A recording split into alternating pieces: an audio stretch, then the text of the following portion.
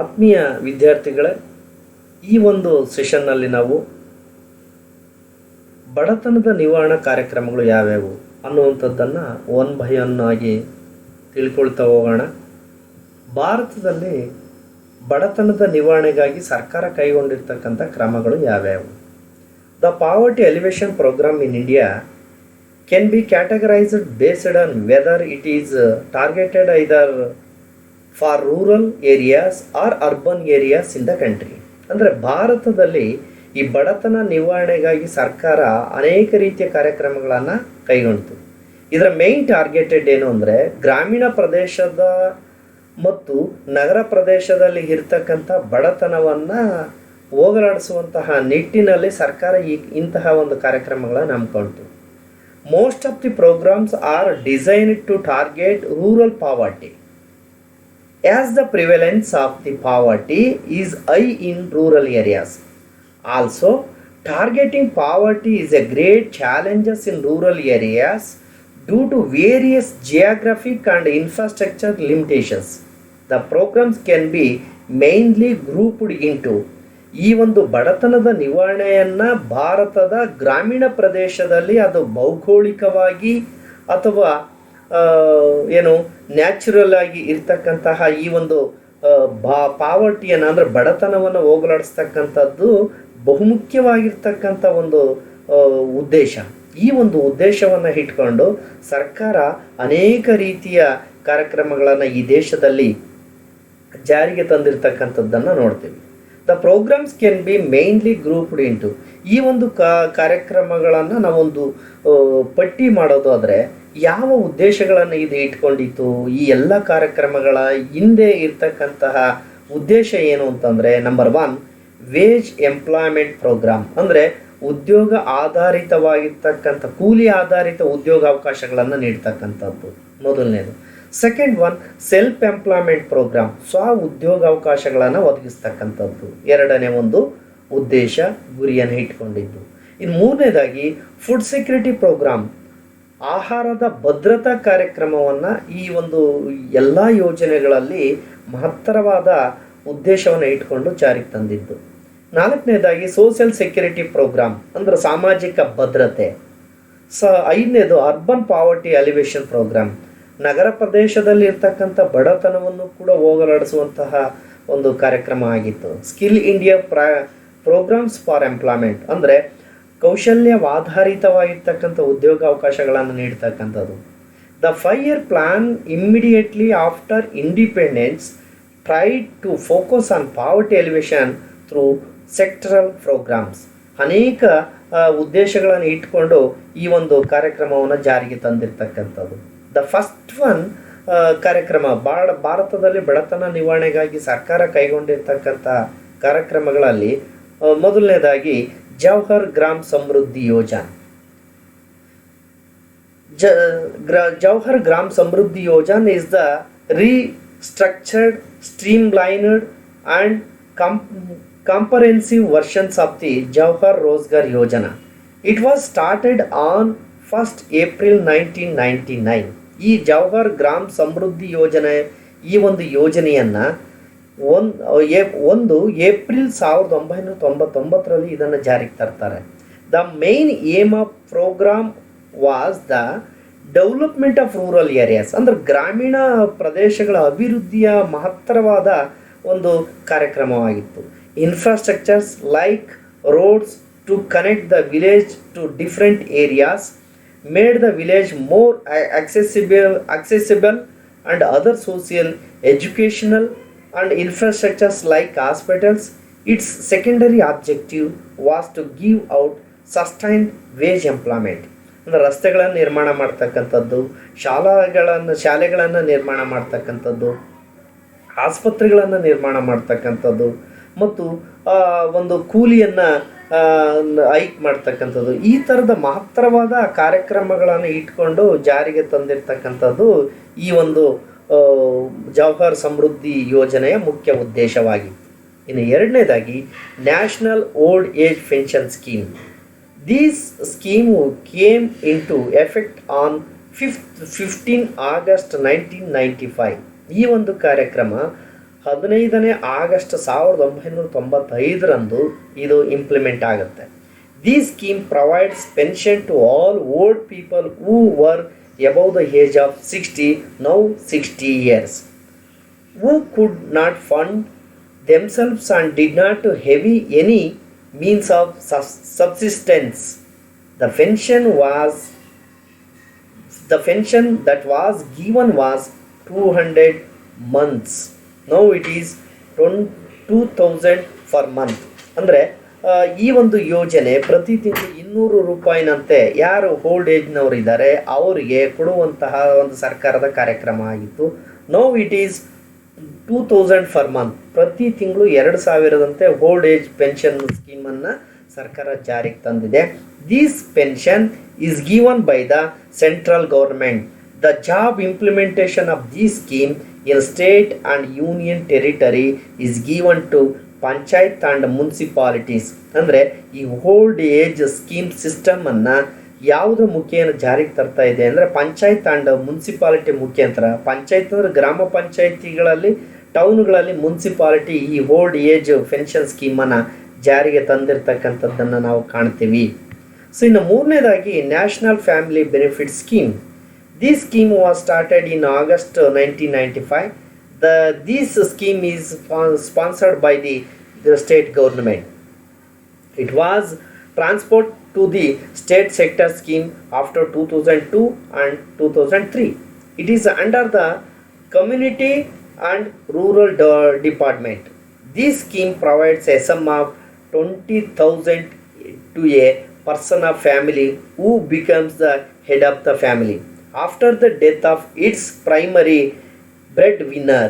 The breadwinner is defined as a person above 18 who earns most of the family and whose earning the family survives. ಅಂದರೆ national family benefit ಸ್ಕೀಮ್ನ ಅಡಿನಲ್ಲಿ ಯಾರು ಕುಟುಂಬದ ಮುಖ್ಯವಾಗಿರ್ತಕ್ಕಂಥ ಯಜಮಾನ ಇದ್ದಾನೆ ಅವನು in case ಏನಾದರೂ death ಆದ ಪಕ್ಷದಲ್ಲಿ ಅಂತಹ ಒಂದು ಕುಟುಂಬಗಳಿಗೆ ಸುಮಾರು 20,000 ರೂಪಾಯಿಯನ್ನು ನೀಡ್ತಕ್ಕಂಥ ಒಂದು ಮಹತ್ತರವಾಗಿರ್ತಕ್ಕಂಥ ಯೋಜನೆ ಈ ಒಂದು ನ್ಯಾಷನಲ್ ಫ್ಯಾಮಿಲಿ ಬೆನಿಫಿಟ್ ಸ್ಕೀಮ್ದಾಗಿತ್ತು. ಸೊ ಇದರ ನಂತರದಲ್ಲಿ national monetary benefit scheme. So national maternity benefit scheme. This scheme provides sum of ₹6,000 to a pregnant mother in 3 installment. ಇದು ಯಾರು ಗರ್ಭಿಣಿ ಸ್ತ್ರೀಯರಿದ್ದಾರೆ ಅವರಿಗೆ 6,000 ರೂಪಾಯಿಯನ್ನು ಕೊಡ್ತಕ್ಕಂಥ ಒಂದು ಯೋಜನೆ. The women should be older than 19 years of age. It is given normally 12 to 8 weeks before the birth and in case of the death of the child the women can still avail it. The NMBS is implemented by the almost all states and union territories with the help of panchayat and municipalities.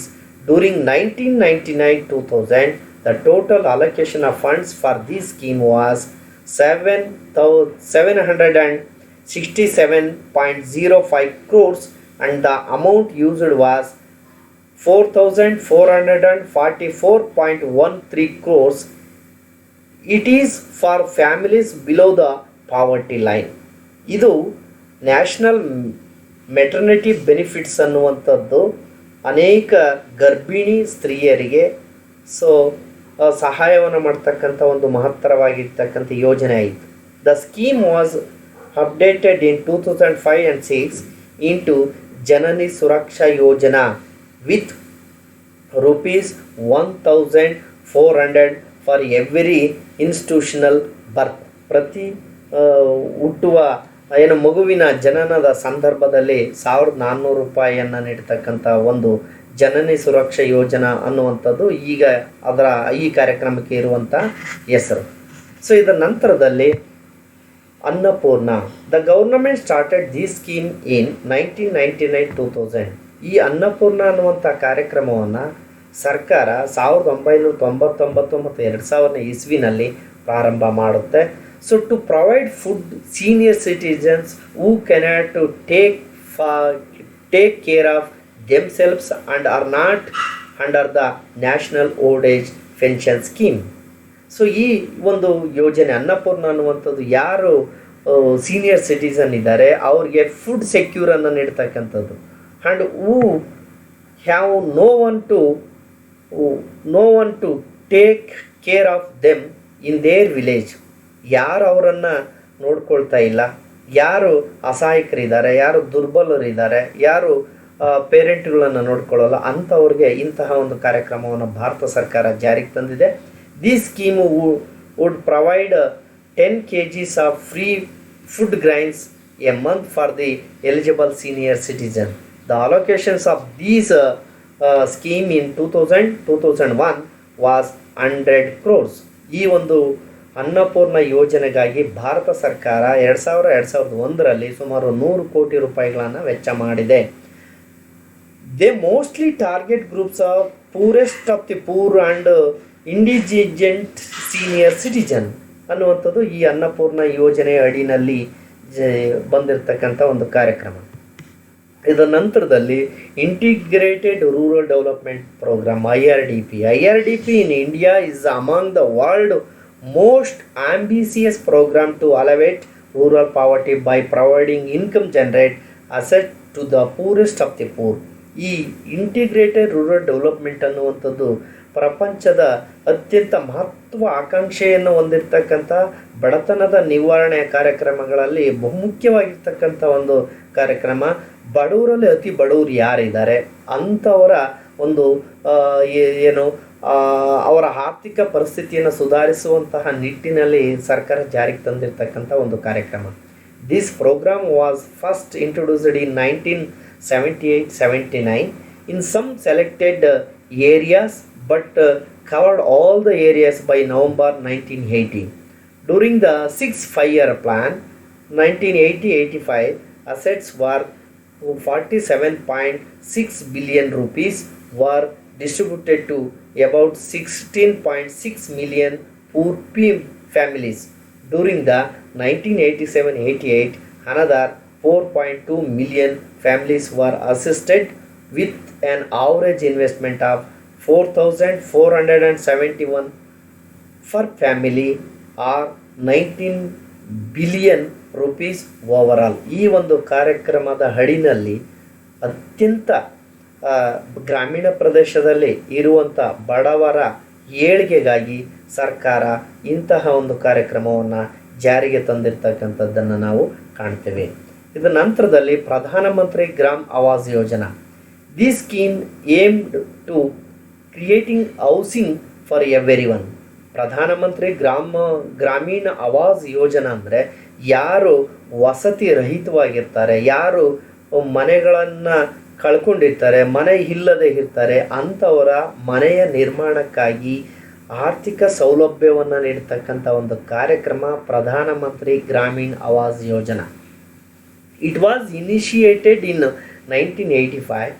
It aimed at creating 20 lakh housing units, out of which 13 lakhs were in rural areas. ಸುಮಾರು 20 ಲಕ್ಷದಲ್ಲಿ 13 ಲಕ್ಷ ಮನೆಗಳನ್ನು ಕಟ್ಟಿಕೊಟ್ಟಿರ್ತಕ್ಕಂಥದ್ದು ಈ ಯೋಜನೆಯ ಅಡಿನಲ್ಲಿ.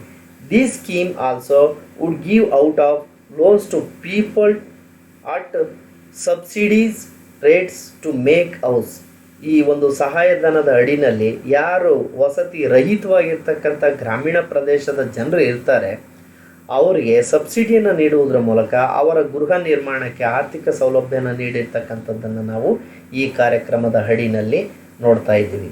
So ಇದರ ನಂತರದಲ್ಲಿ last one, the ministry of rural development MRD is the nodal ministry of the implementation of NREGA.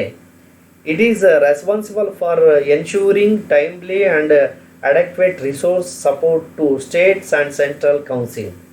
It has undertaken a regular review, monitoring and evaluation process and outcomes.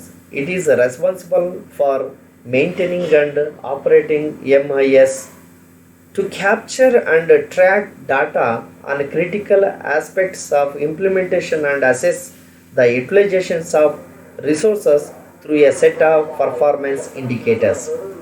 MRD will support innovations that help in improving process towards the achievement of the objective of the act. It will support the use of information technology to increase the efficiency and transparency of the process as well as improve the interface with the public.